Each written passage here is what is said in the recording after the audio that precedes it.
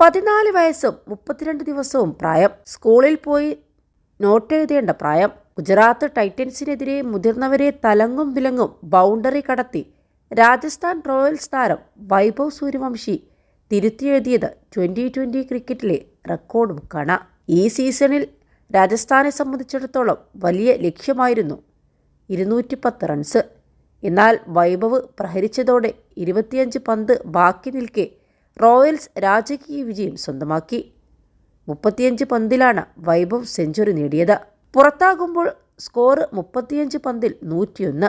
അതിൽ 7 4 11 സിക്സറുമാണ് വൈഭവ് അടിച്ചെടുത്തത്. 101 റൺസിൽ 94 നേടിയത് ബൗണ്ടറികളിലൂടെ. സെഞ്ചുറി ഇന്നിങ്സുകളിൽ ഇതും ചരിത്രമാണ്.